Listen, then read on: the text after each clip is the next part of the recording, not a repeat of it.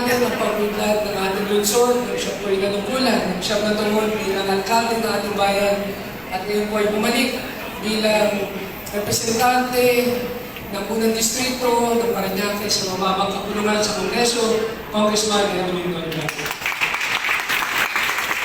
Ang mga equally high-ranking city councilors na nandito, Councilor T. Esplana, Councilor Ben Marao, ang aking maglahay na si Ali, City Attorney na si Attorney Voltaire de la Cruz, sa ating Chief of Police na si Colonel Garduque, sa ating mga kapulisan, ang ating mga kapitan, nandito po sila, mga department heads, kapwa-kawani, magandang umaga po.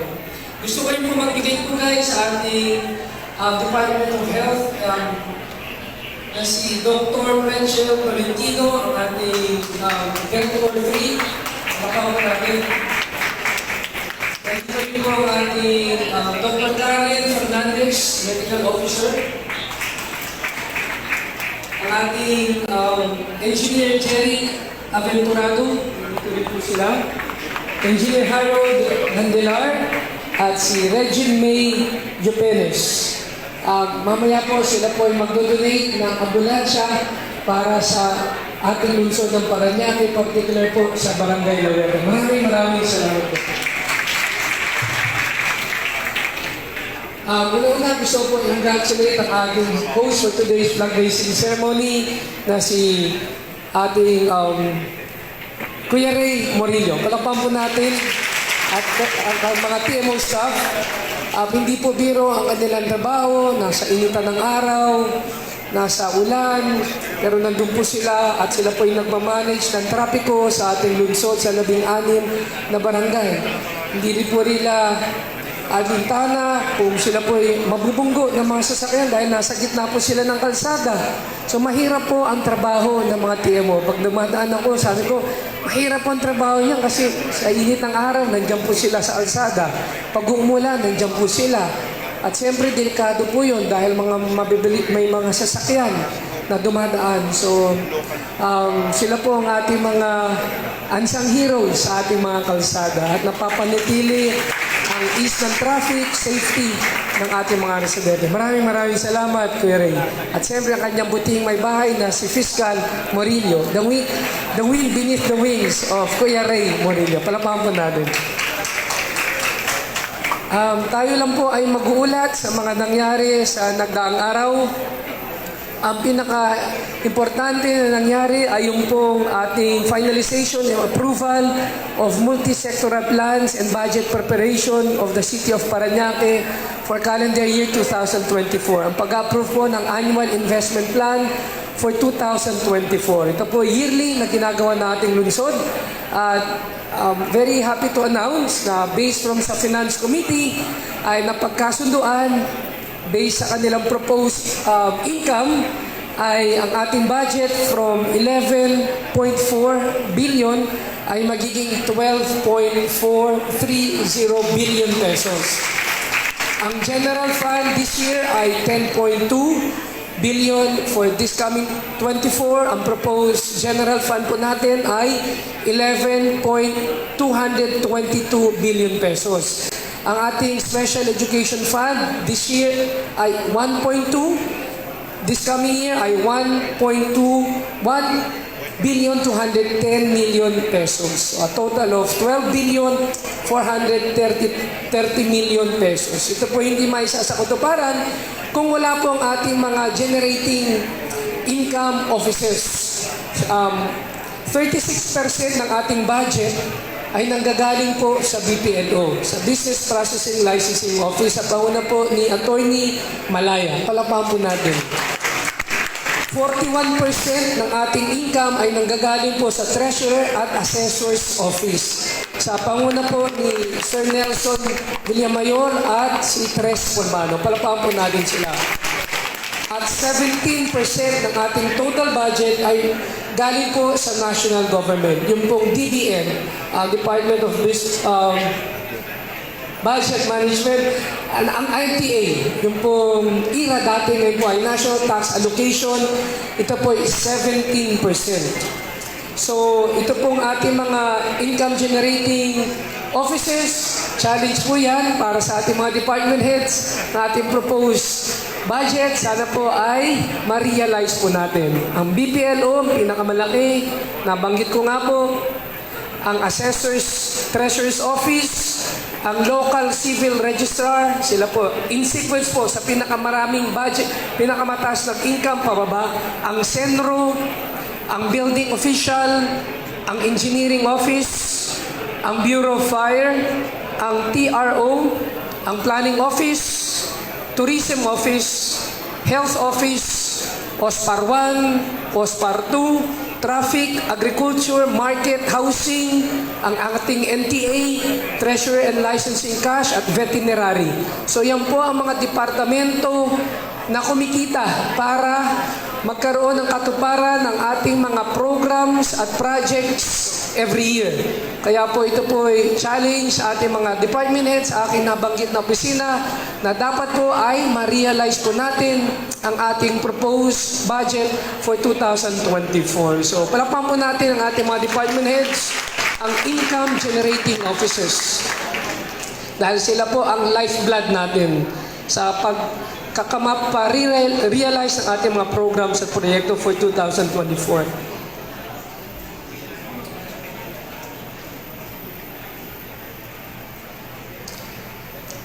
Ang ating barangay election, ay nag-extend po tayo, ang ating COMELEC, ang nag-extend po ng filing of COC, Certificate of Candidacy, hanggang September 4. Dahil nagkawala po ng pasok po yata nung few days ago, kaya po na-extend.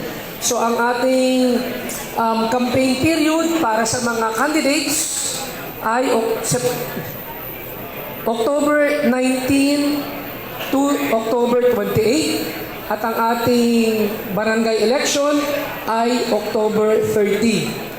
So yan po ay para sa susunod na barangay election. Kasi ang pinakahuling barangay election po natin ay 2018 pa, 5 years ago. Prior to that, 2013. At dineklara po ng Korte Suprema na illegal po ang postponement ng barangay election. So hindi na po mapopostpone. Kaya ang next barangay election after October 30 ay December 2025. 2 years lang po ang term ng ating mananalong mga barangay elected officials dahil po illegal po ang pagpopostpone ng extension ng ating barangay election.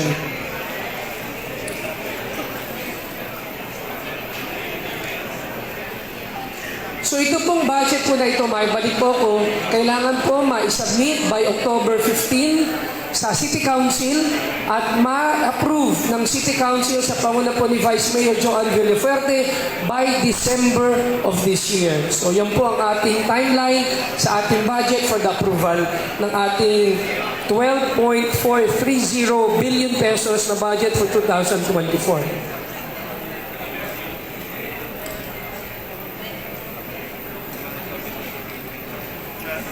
Tungkol po sa announcement ng walang klase, dahil medyo may concern po doon, tayo po ay makikipag-ugnayan today kay Ted Barandino sa DRMO, kay ating DepEd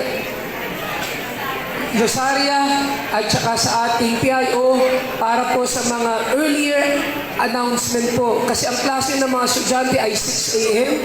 So importante, Dr. Ted, na ma-announce mga 4 to 5 earlier ng 5 a.m. para po hindi pa po pumapasok ang mga estudyante sa eskwela at hindi po sila mababasa. Sa iyo po ay makikipag-coordinate kay Dr. Ted mamaya, kasi kahit wala pang announcement ng Pag-asa, nasa discretion naman po yan ng mayor. Kung makikita naman po na talagang malakas ang ulan at makikipag-ugnayan sa iba pang DRMO na ibang city kung nag-announce din po sila ng walang klase. So ang target po natin, hindi po tayo po ay mag-a-announce on or before 5 a.m. para po yung mga bata na pumapasok ng 6 a.m. ay hindi na po nakapasok, tsaka po i-announce. So, Dr. Ted, ang meeting po natin ay 10 o'clock mamaya dahil kami po ng ating kuya ay pupunta pa ho sa AIX tupad sa Barangay Santo Niño dahil bumaba po ang budget po ng ating congressman dito sa lungsod ng Parañaque para sa hundreds of tupad beneficiaries. Palapakan po natin yun.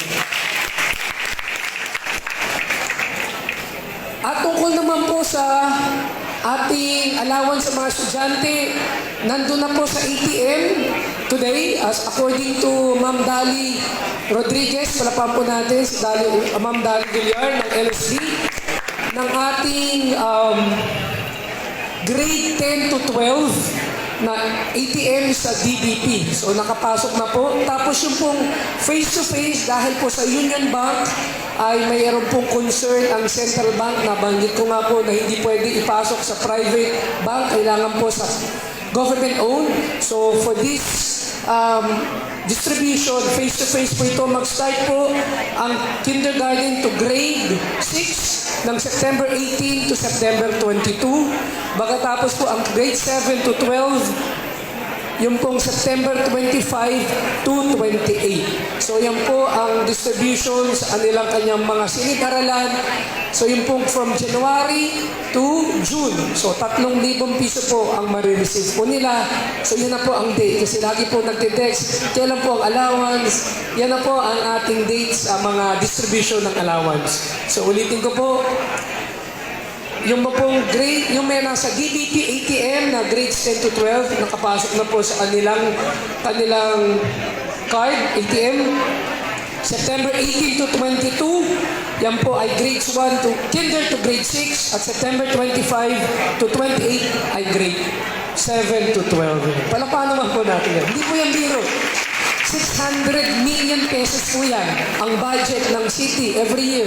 Mabigyan lang po ang ating 110,000 students ng 500 pesos monthly allowance. Siyempre sa approval ng ating City Council through a city ordinance na ini-implement since the time pa ng ating Kuya Edwin, at pinagpapatuloy po natin ang ating ordinance.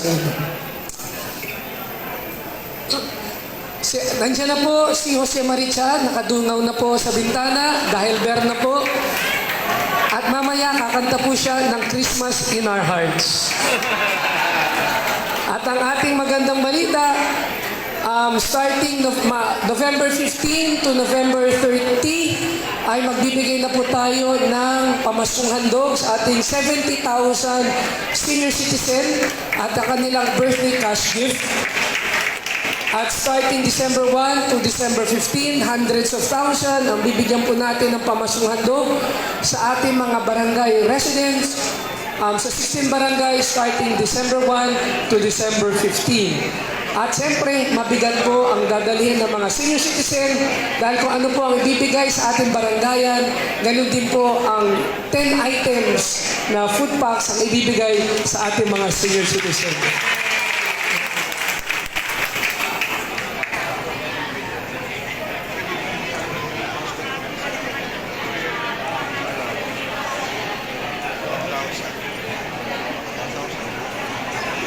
Noong August 29 po, nag-start po ang ating first day of classes. So far, ang nag-enroll po ay 106,000 students sa public school. At target po nila ay 110,000 students. So, dyan po, ang first day nung umattend po, dyan po sa PNHS Main, 16,000 po ang estudyante na nag-enroll.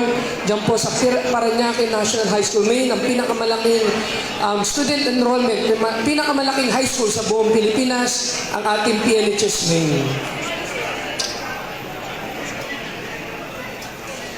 Nagkaroon din po tayo ng distribution ng Certificate of Title sa mga ating mga homeowners na sa Sampaguita Hills. 286 po ang mabibigyan po ng titulo ng lupa sa Marcelo Green, Sampaguita Hills, at tuwan-tuwa po sila dahil po finally ay binayaran po ng city sa may-ari ng lupa ang titulo ang lupa, tapos unti-unti pong binabayaran ng mga residente sa city government yung po kanilang babayarin para sa ating city na long years to pay, like 20, 25 years, depende sa kanilang SIM, at 286 po sila. Palapakan din po natin yan.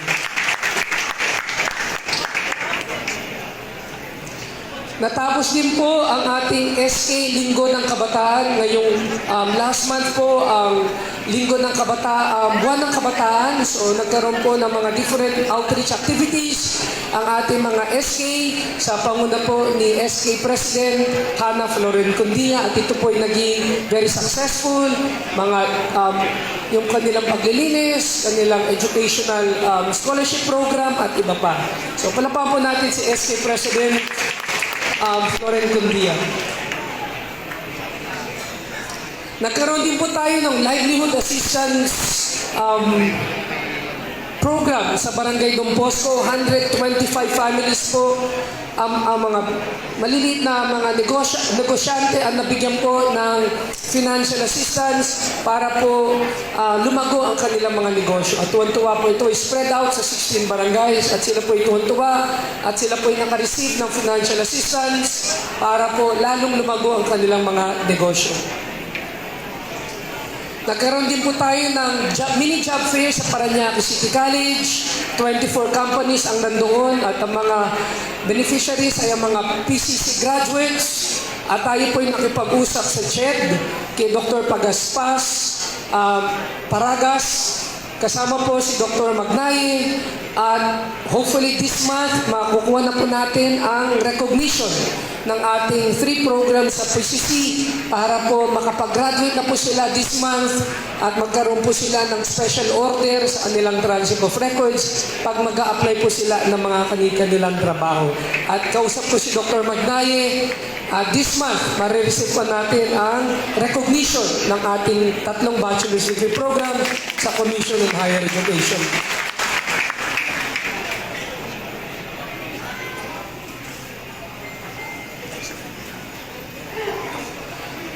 Pagkatapos po nito ay magbibigay po ang City Government of Parañaque ng 7 high Ace commuters, 7 sasakyan sa 7 barangay. Ang San Martin de Porres, San Valley, Marcelo Green, San Dionisio, Tambo, Vitales, at Baclaran. Sila po ay mabibigyan po ng City Government of Parañaque ng kanilang mga sasakyan na kailangan po nila pagtatransport po ng kanilang mga residente sa iba't ibang mga lugar. So nandito po ang ating mga kapitan para ma-receive po ang kanilang mga sasakyan. Palapakan po natin ang ating mga kapitan. Ang ating kasalang bayan ay this coming October na. So hundreds na mga couples ang ikakasal para sa libreng kasalang bayan. Ito po yung ginagawa every 3 times a year sa February, June at October. Ito po yung panghuli na kasalan this year. So next year na naman po. Pero every Thursday sa aking opisina ay mayroon pong mini kasalang bayan, mga 15 to mga 12 to 15 couples every Thursday ang ating kinakasal. Pero yung ating mass kasalang bayan, hundreds of couples ngayong darating na October. So hindi pa kasal na nagle-live-in, magpakasal na po tayo para po tayo ay legal sa mata ng tao at sa mata ng Diyos. Ang ating libreng binyagan, ito po ay 3 times a year. So this coming November, ang ating mga libreng binyagan. So yung mga hindi pa binyag ng mga anak, libre po ito. At wala po kayong babayaran, may pakimkim pa po kayo. So mag-apply na po tayo sa ating Civil Registry Office at SSO para po sa libreng binyagan this coming November.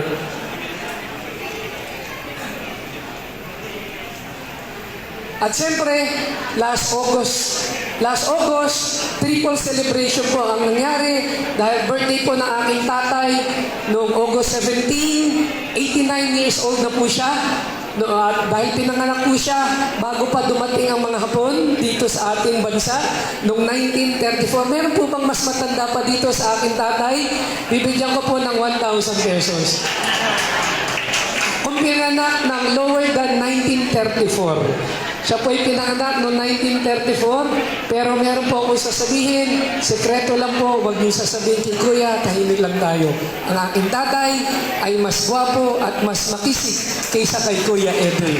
Palamahan ko natin. At siyempre, noong August 20, ay birthday na po ng aking kuya at siya po ay dual citizen na. Filipino citizen at senior citizen at mamaya pipirmahan ko na po ang kanyang senior citizen card para po makakuha ng 20% discount at libre po ang kanyang parking lot. Marami po mga benefits. Meron na po siyang pamasong handog, ma-food pack, kukunin din po niya yan. Magkakaroon din po siya, na-increase na rin po natin ang mga senior citizen cash benefits. So, 1,000 na po ang makukuha niya pag birthday at Christmas, hindi na po 500. Exemption na po siya sa color coding. Meron po siyang free laboratory exam. Libre na rin po ang kanyang sine. Pero si Ate Janet hindi libre dahil matagal pa po si Ate Janet mag-senior citizen. Dahil 50 lang po si Ate Janet na nag-celebrate po ng kanyang birthday noong August 23. So yun po ay triple celebration. Palapakan po natin yan. Nagkaroon din po tayo ng 4-piece distribution sa ating mga job orders. PhilHealth insurance, sa ating libreng PhilHealth insurance, sa ating mga 4-piece, sa Pagtawid Pamilya Pilipino Program beneficiaries, at sa ating mga job orders. So natuwa po ang ating mga GEOs dahil nabigyan po sila ng PhilHealth na libre at sa panguna po ni Dr. Lorelai Obed. Palapakan po natin yun. At nagkaroon din po tayo ng cash for work. 1,500 po ang beneficiaries. 640 sa District 1, 860 sa District 2, a total of 1,500. Na binaba ng ating congressman dito po sa ating lungsod. Congressman Edwin, dito po sa ating lungsod ng Parañaque. Palapahan din po natin yan. So, first day of the week, so kailangan lagi tayo nakasmile at lagi po natin bigyan ng importansya ang ating mga clients sa bawat opisina natin. Bawal nakasimangot, lagi lang po tayong nakasmile. Ang kanyang may bahay sa Irene. Sa bubo ng ating Sangguniang Panlusod, sa panguna po ng ating Vice Mayor John de la Fuerte, Councilor Reco Rao, Councilor P. Escana. Sa lahat po ng ating mga national government agencies, nandito ang ating Chief of Police, Colonel Garduque. Sa lahat po ng ating mga men and women in uniforms, palapak po natin po sila. Sa lahat po ng ating mga department heads, palapak po natin ang mga department heads sa pangalan po ng ating Administrador Walter de la Cruz. Sa lahat po ng ating mga barangay officials. Palapakan po natin ang ating mga barangay officials. At siyempre po, special mention sa ating pong Deputy City Prosecutor, Ma'am Edeline Morillo. Sa lahat po ng ating mga bisita, ladies and gentlemen, isang pagpugay at pagbati po mula sa inyong malikod ng isang maganda, maulan, at isang mga Diyos ang umaga po sa atin. Tuloy po natin, palapakan po natin ang ating Panginoon Diyos. Ngayon po umaga ito, ngayon po araw na ito, tayo po ay magkakasamang muli at nagkakatipon-tipon para po sa ating lingguhan na flag ceremony na ginagawa po natin dito po sa ating City Hall. At ngayon po araw na ito is the first Monday of September. At alam naman po ninyo, kapag po pumasok ang bell, ibig sabihin po nito, malapit na po ang Pasko. Iwa ng Pasko, pagmamahalan, pagpapatawad, at pagbibigayan. Palapakan po natin ang bawat sa kanila. Ngayon po araw na ito, ang ating po host for today, ang ating po Parañaque Traffic Management Office sa panguna po ng ating Kuya Ray Morillo. Palapakan po natin ang lahat ng buo ng ating tiempo hanggang po sa ating mga traffic enforcers po natin na makikita po natin kahit mula ng umaraw, nandun po sila kalsada para magman at ipatupad po natin yung disiplina ng lahat po ng ating motorista all over the city of Parañaque. Nakita po natin at narinig po natin ang report ng ating hepe, ng ating PMO, pero sasabihin ko po sa kanila na hindi po magiging futile o rewarding ang trabaho ng ating PMO pag hindi po tayo susunod doon po sa lahat po ng ating pong gawain at rules and regulation na pinatutupad po sa ating pagkalsada. Yan po yung main reason kung bakit kung 3-5 years ago, pinatupad po natin yung no contact apprehension. Yung no contact apprehension po natin ay ginawa po yan po ang ordinance na ipinatupad po ng ating executive department, na pinatupad po ng ating traffic management office, na hindi po para po maghuli o hindi po para magbigay ng fine ang ating po mga violators, but to enforce yung pong disiplina para po sa ating kababayan dito sa ating Luzon na Parañaque. At dito po sa buong Metro Manila, tayo po kauna-unahan na nagpa-enforce, nagpa-implement ng no-contact apprehension.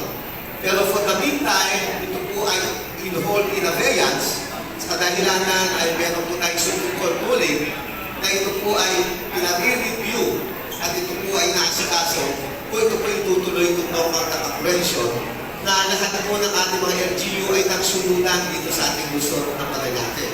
At muli po, uulitin ko po kung bakit po in-inform, in-implement ang ating no-contact apprehension, hindi po dahil po sa revenue, hindi po dahil sa fine, dahil gusto po natin i-impart ang discipline sa lahat po ng ating motorista all over the city of Parañaque. Pero for the meantime, sa pamagitan po ng ating MO at pagsunod po sa order ng ating Supreme Court, yan po ay hold in abeyance po na yung ating proper implementation ng ating no-contact apprehension. And I would like to take this opportunity to congratulate our hepe, Ray Morillo, sa lahat po ng ating mga staff and traffic enforcer that you are doing a great job in the city of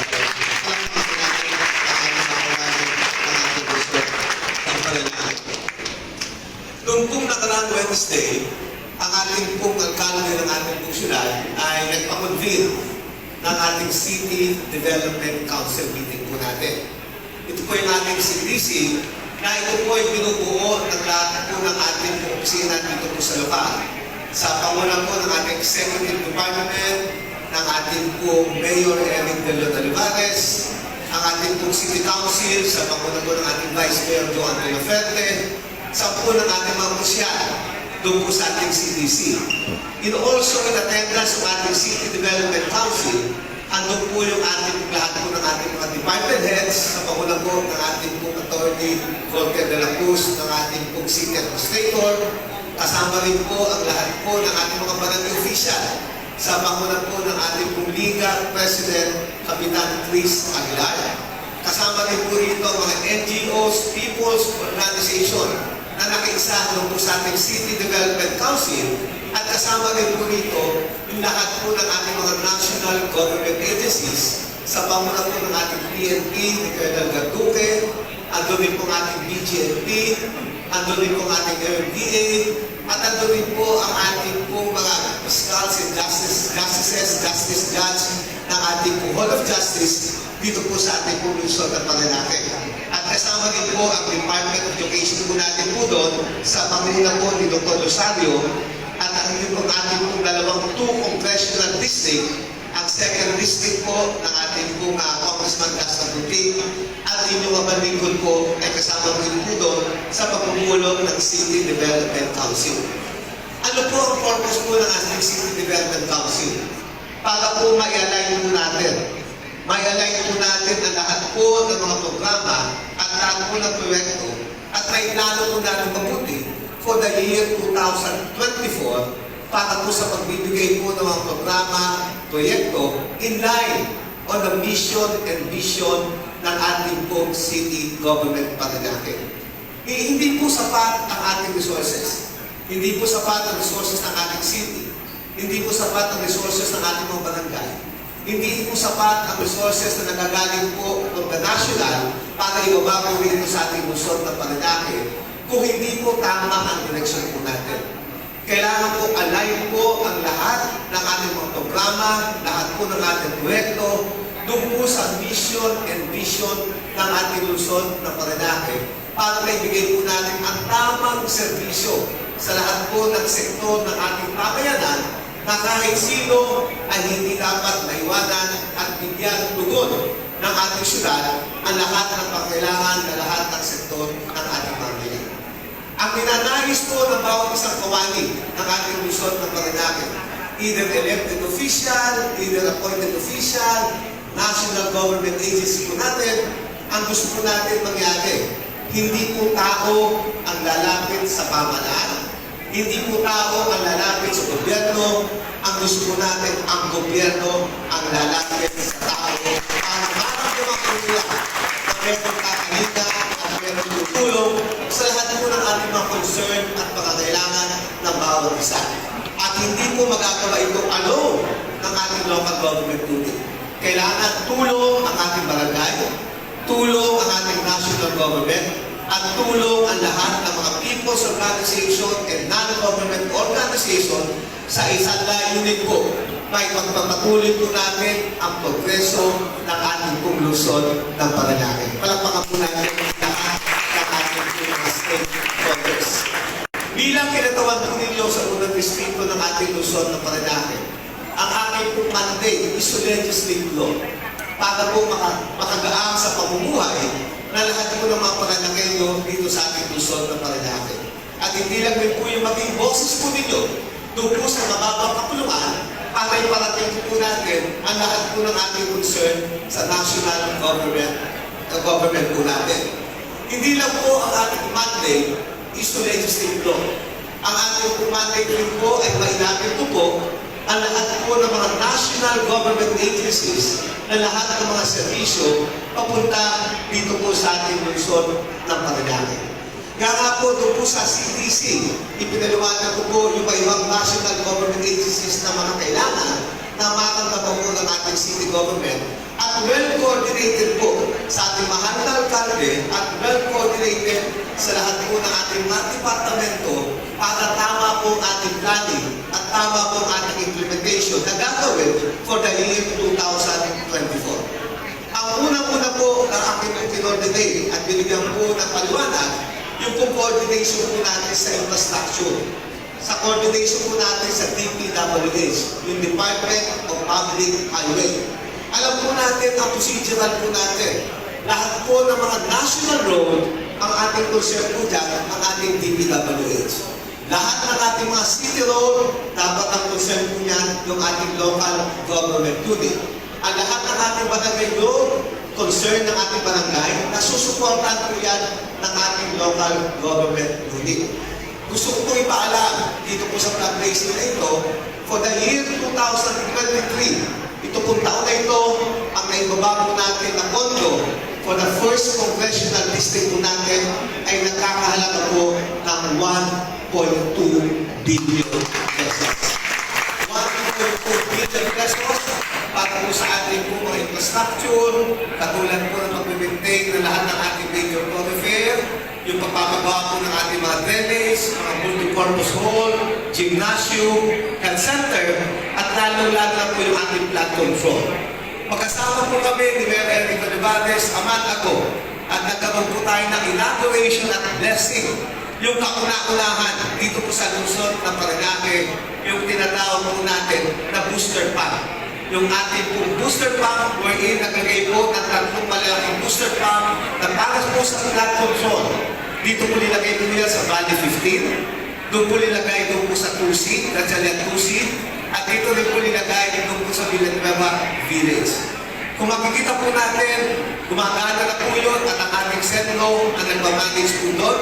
In fact, doon po sa CDC, ako pinatutuwa for the year 2024, binadgetan po ng ating Senlo ng worth 15 million para po sa maintenance ng ating mga blood control, para po sa operation ng ating booster pump. Maraming salamat sa ating hepe, si Kuya Mike Tesa. Palakpakan po natin isa.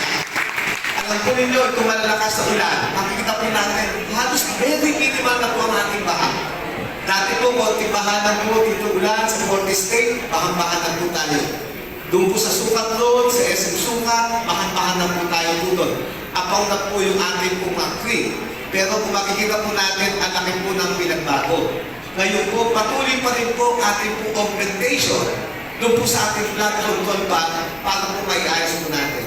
Pero sasabihin ko po sa inyo na hindi po masasagot ng infrastructure yung ating flood control.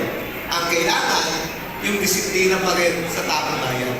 Pag po tayo nagtapon ng basura doon po sa creek, sasabihin ko sa inyo, kahit ano pong flood control ang ating gagawin, kung ano kahit gusto naman natin gagawin, kung hindi po makikipag-cooperate ang lahat po ng ating kababayan, our effort will be futile at hindi po tayo maging maayos ang ating pangangailangan dito po sa asyudad. Palagpakan po natin ito siya. For the year 2024, yung ating pong nasa National Expenditure Program, yung pong NEP kung tawagin, at po ito'y na-aproban ng ating pong Congress at ang mapirmahan po ng ating Senado, ang ating pong magiging budget para po sa ating pong infrastructure dito ay nagiging pong 1 billion ang ibababa po natin for the year 2024. Hindi na po sa DPWH ang ugnayan po ng ating tanggapan. Tayo po nakipag-coordinate po sa Department of Education at gusto ko ipaalam po sa inyo, uumpisa na po within the year yung kauna-unahan ng 12-story building dito po sa ating Luzon ng Parañaque. Ito po itatayo doon po sa Parañaque National High School main na mismo ang ating mayor ang sumulat sa Department of Education at ginawa din po natin na endorsement po ito at ito po yung kauna-unahan na high story, na multi-story, na 12-story building na gagawin para po sa ating school dito po sa ating division of Parañaque. Palagpakan po natin siya.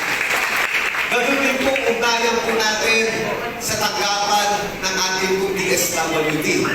Patuloy po tayo na nagbibigay po sa ating pong ALICS, itong ating Assistant in Individual Crisis Station. Halos linggo-linggo po, may pong 500 to 700 ang binibigyan po ng ating DSWD para po tulong na financial doon po sa mga pangangailangan ng medical, education assistance sa lahat po ng ating kababayan dito sa ating Luzon ng Parañaque. At itong darating na Miyerkules po, bababa ulit po tayo sa Barangay San Isidro, magkakaroon po tayo ng IEX distribution po doon sa may pong 1,000 ng ating mga kababayan para po sa tulong po ng ating pong IEX. At ang maganda rin po dito ay yung po balingkod po ay nakipag-ugnayan po po sa departamento ng ating DSWD sa paguna po ng ating mahal na Secretary Rex Gatchalian. Si Secretary Rex Gatchalian ay very close po sa atin dahil kasama ko po sa for 9 years doon po sa Metro Manila Council at kasama rin po namin ni Mayor Eric Olivares yung kanyang kapatid bilang pinatawan po ng Valenzuela. Siya na po ngayon ang ating sekretary ng ating pong DSWD. Nag-request po kami ni Mayor Eric Olivares dahil may humingi ng tulong sa DSWD, pupunta pa po sa Legazpi. Napakalayo po sa Legazpi. At yung buong Metro Manila, nagpupunta pa po sa Legazpi para humingi po ng asista sa DSWD. Gusto ko ipaalam po sa inyo sa pakipag-ugnayan po ng ating CSWDO, sa pangunan po ni ating Bibian, palakpakan po natin sa ating Bibian. Meron na po tayong tanggapan ng DSWD dito po sa Luzon ng Parañaque. Nandito po ito sa Barangay Baclaran. Andun po sa Victory Mall na pwede na po tayo lumapit na mapangailangan po natin na hindi na tayo pupunta sa Lilarga dahil meron na po tayo dito po sa ating Luzon ng Parañaque. Aside po sa ALICS, tuloy-tuloy po yung ating ugnayan sa DSWD in coordination with our Mayor Eric Olivares sa ating CSWD, yung ating pong cash forward. At makaraang linggo po, may ditong 2,000, kulang-kulang na 2,000 ng individual ang binigyan po ng ating DSWD na cash forward po natin first and second district. Palakpakan po natin po siya. At napuntuan na rin po natin ito for the year 2024 para tuloy-tuloy po yung ating ALIS, pati po yung cash forward po natin na binababa ng ating DSWD dito po sa ating pong tanggapan o dito po sa ating lungsod ng Paranaque. Palakpakan po natin isa. Ano din po ang ating bayan? Aside po sa DSWD po natin, doon po sa ating DOLE. Tuloy-tuloy po yung magbibigay po ng ating tupad. More than po 10,000 na po na beneficiary ang binigyan po natin po ng opportunity na magkaroon po ng tulong ng pangkabuhayan doon po sa mga disadvantages po natin ng worker na nawawalan po ng trabaho. Na binibigyan po natin po sila ng 14 days, 14 na araw na magtatrabaho po sila, i-assign sa mga daycare, i-assign po sa ating po mga eskwelahan, para po magkaroon po sila ng temporary trabaho at bibigyan po sila ng sweldo na mahigit po ng 8,000. Mahigit na po 10,000 na beneficiary po ang ating tupad at well-coordinated po ito sa ating barangay at pinapondo na rin po natin po yan for the year 2024 para tuloy-tuloy po ang ating mga tupad na beneficiary all over the city of Paranaque. Para po natin po siya. Hindi lang po sa programa po ng ating tupad. Yung po ating pong SPED. Ano po yung SPED po natin? Na pina-implement po ng ating pong DOLE. Ito po yung ating special program for employment for student. Ginagawa po natin ito in partnership ng ating PESO. Palakpakan po natin sila Ate Ami, at ating Kuya Henry, para po sa ating pong SPED na libo-libo ang binibigyan po natin po ito para sa mga estudyante po natin pre-summer na magkakaroon po sila na parang on-the-job training at the same time, bibigyan po sila ng sweldo na bibigyan po sila ng 20 days na i-assign po sila sa lahat po ng ating mga tanggapan at makakatanggap po sila ng minimum wage times 20 days para po sa ating pong spend. At ito po ay inaugural po natin for the year 2024 para tuloy-tuloy po ang ating spend program dito po sa ating lungsod ng Paranaque. Ganun din po ang ibayan po natin doon po sa CHED, pati po sa TESDA, para po sa magbibigay ng mga scholarship at magbibigay po ng mga training, yung ating pong mga non-formal training para mabigyan po natin ng skill development at mabigyan po natin ng development at mga pagpapahanda pagdating po sa trabaho all over the city of Paranaque. Kaya nga po, I would like to take this opportunity na congratulate ang ating mayor for a very successful convening ng ating City Development Council. At umasa po kayo na bilang pinatawan po ninyo ng unang distrito ng ating syudad, andito po tayo para mailapit po natin ang lahat ng mga serbisyo mula po sa nasyonal papunta sa lungsod ng Paranaque. Magandang umaga po sa inyo.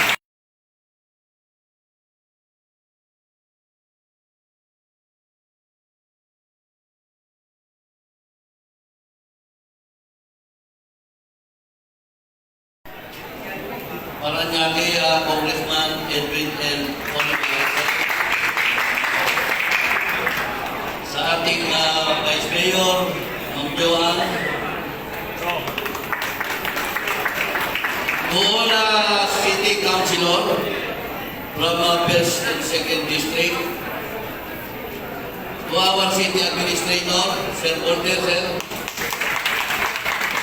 All department heads. Barangay Clara, Sir.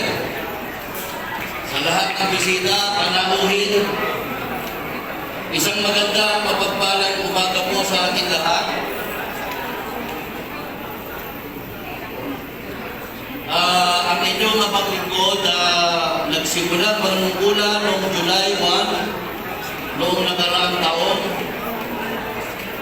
Kaakibat ng paghirang sa atin ng ating mahal na mayor, simula po noon ay akin pong pinakakbo, pinamunuan at inayos ang ating opisina at hanggang ngayon ay unti-unti patuloy nating inaangat ang antas at kalidad ng serbisyo sa aming ibinibigay sa Traffic and Parking Management Office. Sa mahigita isang taon ng aking panunungkulan, akin po minuulat ang mga sumusunod. Unang-una po sa lahat, nagpapasalamat po ako sa ating mahal na Mayor, Eric Olivares. Ganun na din po kay ang sa dati na Mayor, na ngayon ay First District, Congressman Edwin L. Olivares. At sa at sa ating sangkulian, panglungsod, na kung hindi po dahil sa inyo, ay hindi po marirenovate at mapapaganda ang aming opisina, na kung saan ay na-bless po noong Nobyembre, noong nakaraang taon. Maraming salamat po sa inyo. Pangalawa po, sa utos po ng ating mahal na Mayor na inayos at linisin na natin ang TPMO office, all essentials personnel were retained and all non-essential personnel were either not renewed or transferred to other office kung saan sila mas kailangan. And all this ay ginawa po natin for us to fully implement our mandate and also for the implementation of traffic code of the City of Parañaque. Patuloy ang regular po din na minimiti ng lahat ng ating empleyado. We were constantly reminded to abide by the rules and regulation. Observe maximum tolerance sa daan. Serve with utmost respect at higit sa lahat, serve with heart. Patuloy po natin pinalalahanan sila na samahan ng puso ang pagseserbisyo. Kaakibat nito, tulad ng ipinangako ko sa kanila, lahat ng para sa empleyado ay ibibigay natin sa empleyado. Whatever benefits, incentives na para sa kanila ay makukuha nila na walang labis at kulang. Nabago na rin natin ang bihis ng ating mga empleyado sa opisina at enforcer. All traffic motorcycle and fixed post enforcer were given 3 sets of uniforms. Nabigyan natin sila ng radio, nakakita sa radio upang maging presentable sa kalsada at mas mapagtibayo pa nila ang performance sa trabaho sa daan.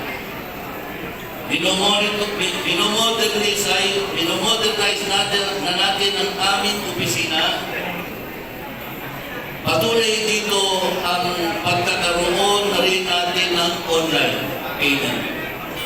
Nagpapasalamat ako sa ating City Treasurer, Sir Andres Pulmano, at sa ating BBLO, headed by Atty. Malaya. 10 ng inyong mga tauhan na kundi dahil sa inyo ay hindi ito maisa sa katuparan. Maraming salamat po.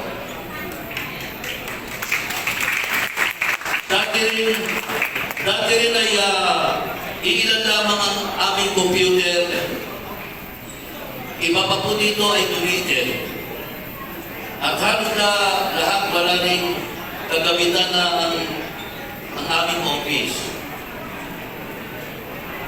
We have procured supplies and additional computers, units, printers, and other equipment in the line with our TPMO modernization program.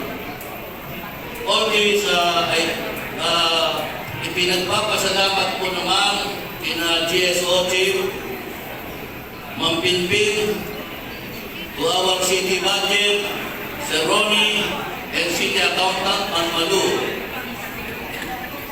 Ganoon na din kay Atty. Malaya para sa donasyon, laptops, para sa aming opisina. Thank you very much to all. We have also conducted and continuously conducted clearing operation and have issued reason order to fully implement our mandate in coordination with the different agencies ng ating lungsod. Sa masjid, sa task force Paranaque headed by Colonel Ronnie Santiago, sa DILG, maging sa barangay at kapulisan, at marami pang iba, upang maisaayos at masolusyonan ang iba't ibang problema trapiko na nararanasan ng ating lungsod. Dire-diretso rin ang pagsasagawa natin ng citywide monitoring and supervision para ma-ensure ang road safety at ang safety ng mga motorista ng publiko. Ganon din ang pagpo-provide ng traffic assistance sa iba't ibang kaganapan sa ating nasasakupan. Motorcades, concerts, public, private and religious fun run, road closure at marami pang iba. Nais ko pong ibalita sa lahat na sa termino po natin ay magkakaroon na po tayo ng sarili nating City of Paranaque Towing Service. Ito po ay ating tinagtrabaho, isinumiti na po at pinaprubahan sa ilalim ng Evolution Transition Plan. Tayo po ay magkakaroon ng sariling tow trucks at ang paglalagakan ng operasyon nito ay sa C5 area sa tulong ito ng ating Engineering Office, Planning Office at Local Housing. Maraming salamat po. Kasabay din ito ay ang pag-procure din natin ng additional motorcycle para sa ating mga enforcers. Kasama na ang mga bagong traffic cones and barriers para sa rehabilitasyon ng ating mga traffic tools and equipment. Pinagmamalakay ko rin na maayos at mataas ang koleksyon o revenue ng aming opisina. I am confident to say na malaki po ang tsansa na ma-reach po ang aming target income ng aming departamento ngayong taon. Ito ay dahil sa mahigpit na pagtatrabaho ng ating mga tauhan sa Office ng Kalasadahan. Sa lahat po ng ito, makakaasa po kayo na mas pahitingin po at pag-iibayuhin pa ito namin ang serbisyo namin ibibigay sa lungsod ng Paranaque. Marami pa po tayong magagawa at gagawin. Nagpapasalamat po kami sa at sa po ng ating mga tauhan sa suporta namin natatanggap magmula po sa opisina ni Mayor Eric Olivares, Mamaylin, City Admin, Congressman Edwin Olivares, at sa sangguniang paglungsod sa pamumuno po ng ating Vice Mayor, mga konsihal at sa iba pang mga kapwa o hepe at iba pang mga opisina, departamento. Maraming salamat sa guidance at pagtulong. Naway patuloy niyo pa rin kami na tulungan sa mga darating namin mga plano. At hangarin mo pa maiayos at mapapaganda pa po ang serbisyo namin sa Traffic Management Office. Siyempre po, hindi ko rin makakalimutan ang aking piskal ng buhay ko. Si Piskal Murillo.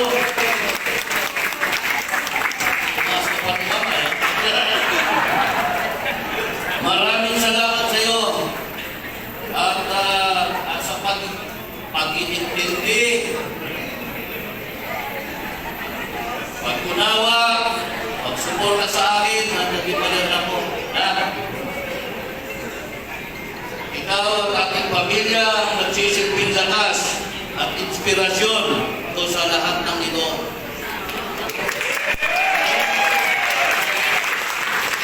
I love you, ma.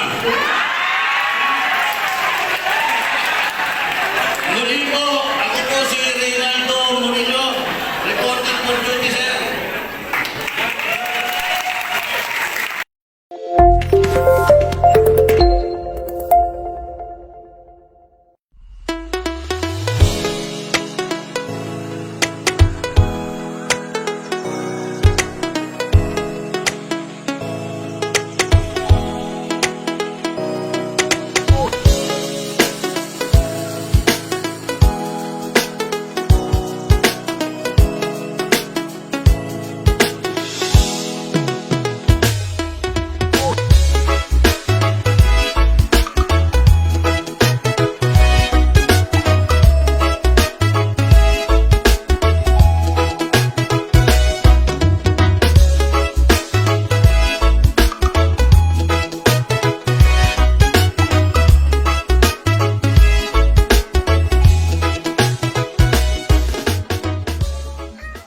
Alan Besa to deliver his message of support.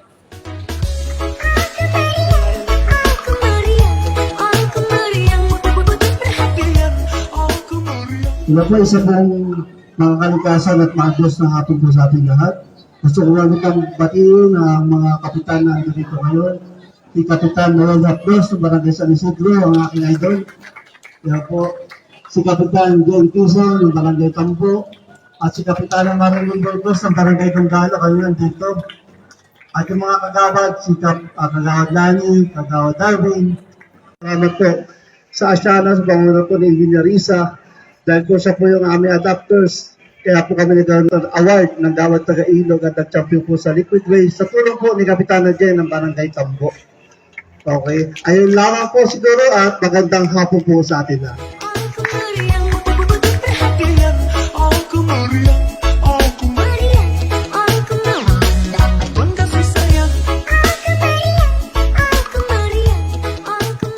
Sa ating mga kawani po ng DNR sa pangunguna ni Director Bobby Tagapan, DNR NCR Mayo South,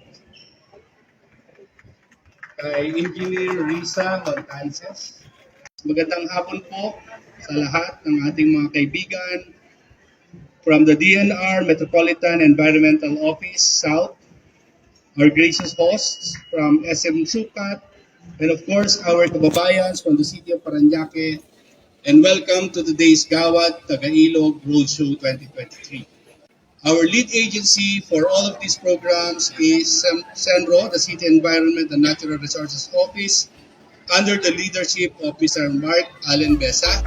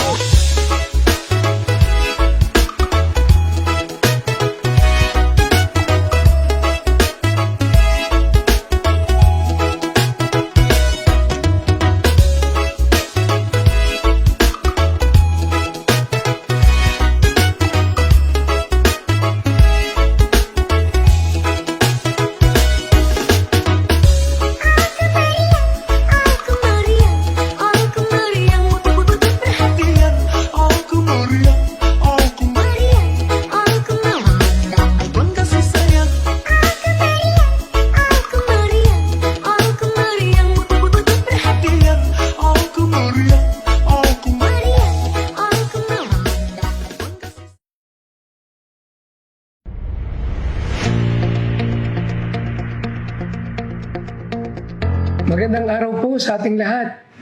Nananawagan po tayo sa ating mga kababayan, lalong-lalo na sa biyahero, mga meat vendors, at sa ating mga namimili na magkaisa sa ating kampanya laban sa African Swine Fever o ASF sa pangunguna ng Bureau of Animal Industry. Ang ASF ay isang viral disease na mabilis kumakalat at pumapatay ng mga baboy. At kung hindi mapipigilan, ay matindi ang epekto nito sa industriya. Especially sa mga baboy, lalo na sa mga nag-aalaga nito. Kaya buong puso po ang suporta ng pamahalang lungsod ng Parañaque sa kampanyang Super Pig at Dr. V upang ipaabot sa lahat ang kahalagahan ng pagsunod sa mga hakbang upang mapigilan ang pagkalat ng African Swine Fever. Sa mga nagbebenta ng baboy sa palengke man o sa internet, kumuha tayo ng Certificate of Meat Inspection or Meat Inspection Certificate mula sa Veterinary Service Office at i-display ito sa iyong mga pwesto o website. Para naman sa mga consumers, bumili lamang tayo ng karning baboy mula sa mga sellers na may Certificate of Meat Inspection or Meat Inspection Certificate upang matiyak ang binibili natin ay hindi namatay dahil sa ASF. Sa mga biyahero naman, iwasan po nating magdala ng karning baboy at iba pang pork products. At kung hindi maiiwasan, ay ideklara sa Veterinary Quarantine Service upang masuri. Kayang-kaya nating supuin ang pagkalat ng ASF kung tayo ay magtutulungan at magkakaisa. Iligtas natin ang kabuhayan ng ating mga nag-aalaga ng baboy. Upang sa ganun, ay matiyak nating meron din tayong mabibili at abot kaya ang presyo ng karning baboy sa mga pamilihan. Muli po, nananawagan tayong magkaisa ang lahat sa kampanya laban sa African Swine Fever. Maraming salamat po.